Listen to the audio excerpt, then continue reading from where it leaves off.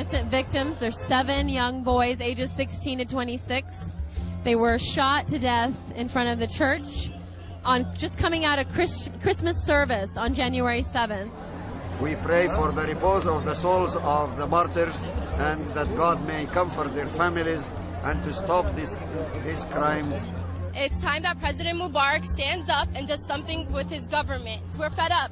Either they cut the funds for foreign aid for Egypt, or they do something. They have to continue. They have to help us. So that's why we're standing here today, for Coptic freedom, for the equality of rights, for simple civil liberties.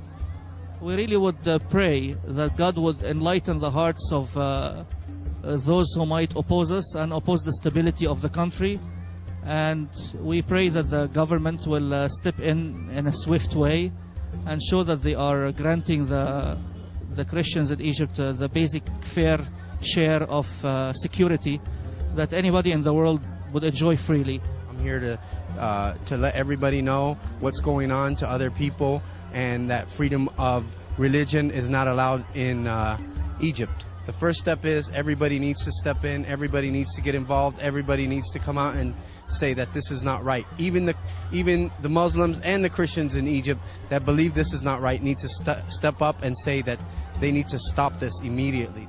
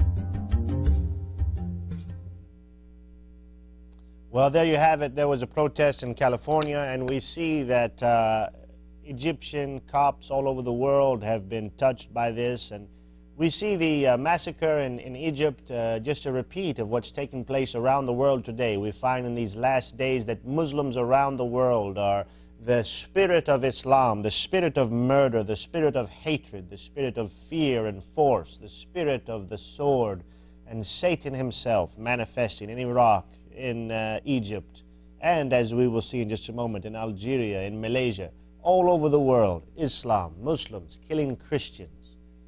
What do you think, Brother Hamoudi? I tell you, is it just me, or does it seem that you know, the Bible talks about in the last time Satan will know that his time is short, and his activity will be, it seems as it will, his activity will be increased. Exponentially, yeah. Yeah. Do you not see that? Well, it's crazy. It's the world today. It's nuts, and I just, it's so obvious to me that it doesn't matter where you look on the computer or on the news. There's just somebody somewhere getting killed or getting arrested or having some kind of a bomb threat to, you know, to wreak havoc in the world. You know, especially towards Christians, you know, so. Yeah, and at the same time, we've got a man illegally occupying the White House who wants to go soft on Muslims and thinks that we'll offer our hand in friendship and somehow they're going to be nice to us and love us and we'll sit around the campfire and sing Kumbaya. Yeah. But if he doesn't watch out, they're going to throw all of us in the campfire if they can, the hellfire. That's what they want. And, you know, look at this. I mean, 2009, my goodness, this year there was more terrorist attacks in 2009 than any year, by far. Of the terrorist attacks in America, from September 11th, 2001 until the end of 2009, the terrorist attacks of 2009, the number comprised 1/3 of the entire 8 years. 1/3 were since Barack Hussein Obama, self-proclaimed Muslim/Christian, occupied the White House. You know, this isn't working. Liberals, wake up. This isn't working. This business, we're going to offer our hand in friendship. You know, it's like offering your hand to the devil. I mean, it's ridiculous, you know. It's like Neville Chamberlain, for anyone who knows their history, in England. He says, oh, I'm going to go. He went to Germany to appease Hitler. He came back from Germany, and he had a paper up in his hand, and it said, peace in our time, because he had made some agreement with Hitler not to go and take any more. And it wasn't but a short time after when Hitler not only started going and taking other countries, including France, but even began to attack England, with whom he made a treaty with Neville Chamberlain. That's the same thing with Islam. Islam doesn't want to be equal in America, even as Omar Ahmed, the founding person in CARE, Council of American Islamic Relations, said before September 11th, in a candid moment, he said, and this is a paraphrase, Islam is not in America to become equal to any other religion, but to become dominant. Right. Islam will be the dominant religion, and Sharia law will be the law of the land. And that's supposed to be the public relations arm.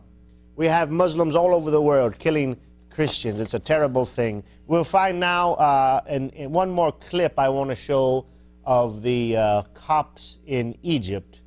You know, there's been some, of course, how long can you take it? You know, I mean, I'm sure that they're under terrible mental and spiritual anguish. They've suffered quite a bit over the years, and here lately it seems that that suffering has intensified. Of course, in Iraq, these things happen every day. The nation's been torn by war.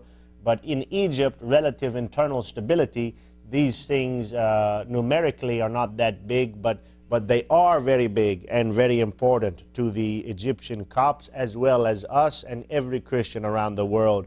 We do mourn with you, and our heart goes out to you, and we do pray for the families. And so let's take a look now at a clip of the protests that some of the Copts were doing there in southern Egypt after what took place. And part of this, let me give you a little background.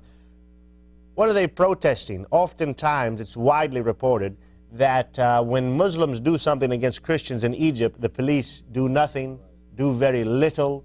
And we will find in just a moment, I'm going to read how today Egyptian state security arrested over 100 Christian youths without charge.